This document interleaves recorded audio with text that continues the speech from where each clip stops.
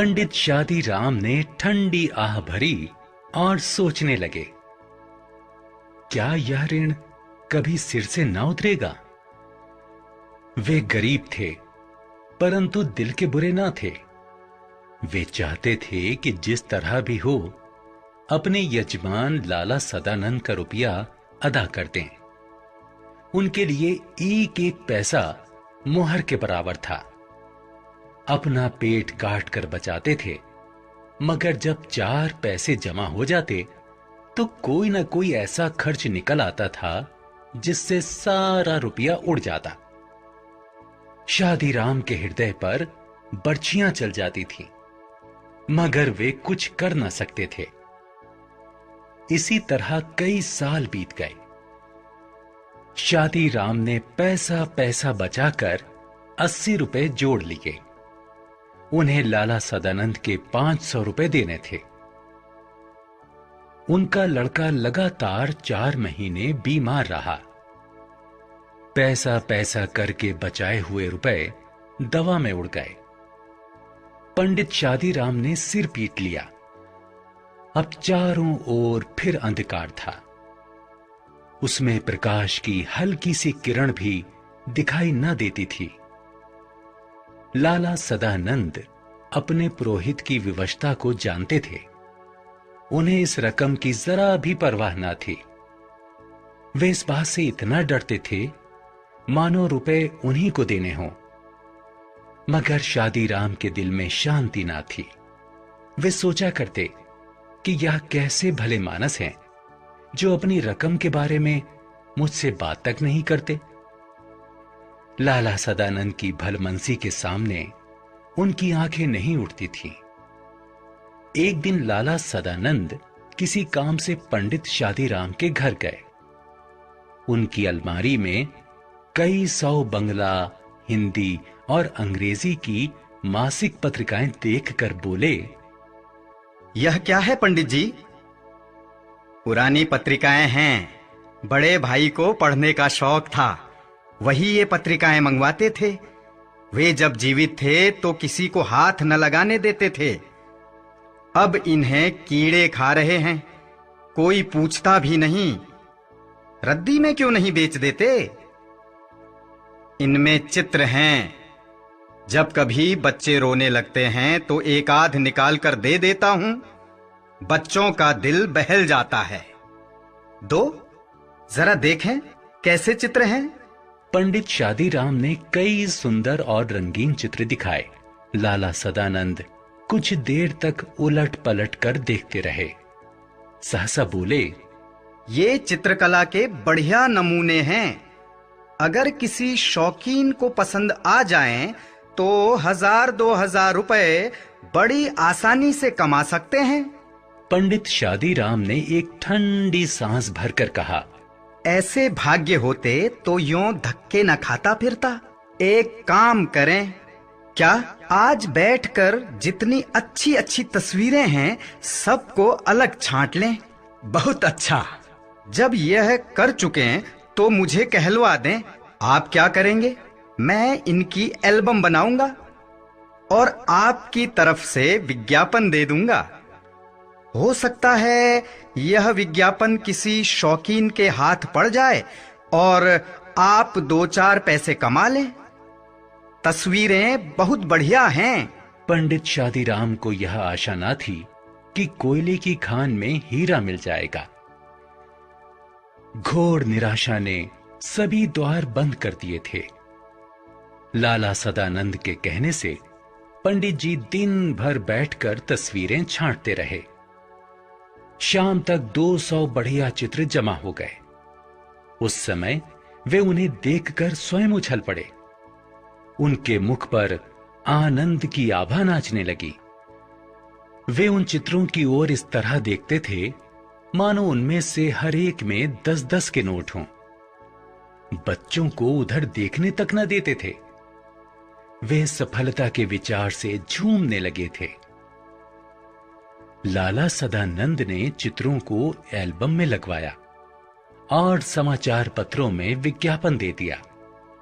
अब पंडित शादीराम हर समय डाकिये की प्रतीक्षा करते रहते थे। वे रोज सोचते थे कि आज कोई चिट्ठी आएगी।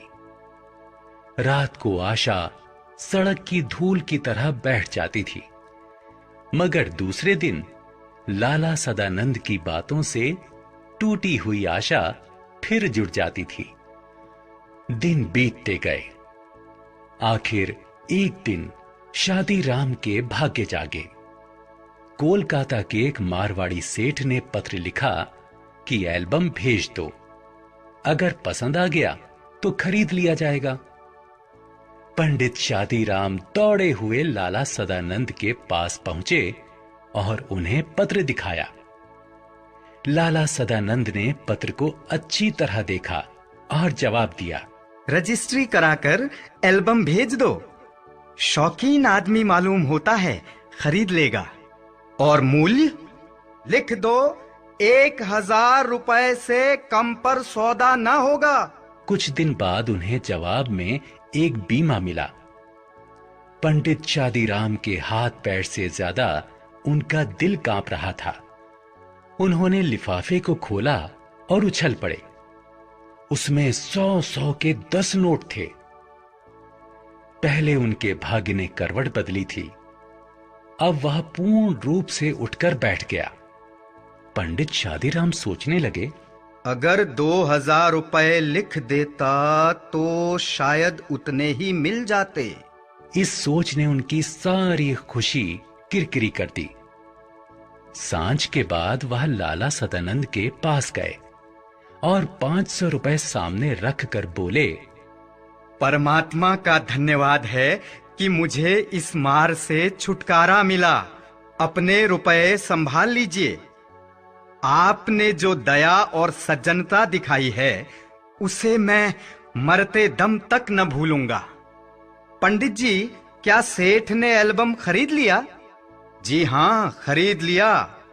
और रुपए भी आ गए? जी हां। 1000? जी हां। नहीं तो मुझ गरीब ब्राह्मण के पास क्या था जो आपका ऋण चुका देता। परमात्मा ने मेरी सुन ली। मेरा विचार है कि आप ये रुपए अपने पास ही रखें। मैं आपका यजमान हूं। मेरा धर्म है कि आपकी सेवा करूं। अगर मैंने 4 पैसे दे दिए तो कौन सा गजब हो गया। पंडित जी की आंखों में आंसू आ गए। वे बोले, आप जैसे सज्जन संसार में बहुत थोड़े हैं। परमात्मा आपको चिरंजीवी रखे। मगर अब तो मैं ये रुपए न लूंगा। इतने वर्ष आपने मांगे तक नहीं। मुझे आज हल्का होने दीजिए। लाला सदानंद ने चुपचाप रुपए रख लिए। मनुष्य रुपए देकर भी ऐसा प्रसन्न हो सकता है, इसका अनुभव उन्हें पहली बार हुआ। 6 महीने बीत गए।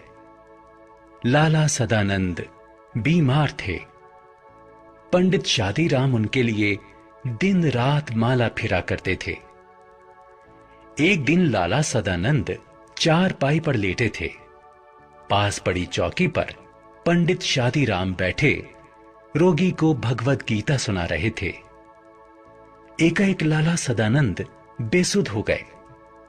पंडित जी ने गीता छोड़ दी और उनके सिरहाने बैठ गए।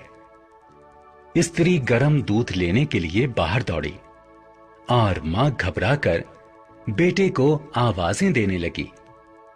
उसी समय पंडित जी को रोगी के सिरहाने के नीचे कोई चुभती हुई चीज जान पड़ी। उन्होंने नीचे हाथ डालकर देखा तो उनके आश्चर्य की सीमा न रही। वह सख्त चीज वही एल्बम थी जिसे किसी सेठ ने नहीं बल्कि स्वयं लाला सदानंद ने खरीद लिया था। पंडित शादीराम इस विचार से बहुत प्रसन्न थे कि उन्होंने सदानंद का ऋण उतार दिया है, मगर यह जानकर उनके हृदय को चोट सी लगी कि ऋण उतरा नहीं बल्कि पहले से दुगना हो गया है। उन्होंने एक ठंडी सांस भरी। कुछ देर बाद लाला सदानंद को होश आया। उन्होंने पंडित जी से एल्बम छीन लिया। धीरे से कहा, यह एल्बम अब मैंने सेठ साहब से मंगवा लिया है। पंडित जी जानते थे कि यजमान झूठ बोल रहे हैं।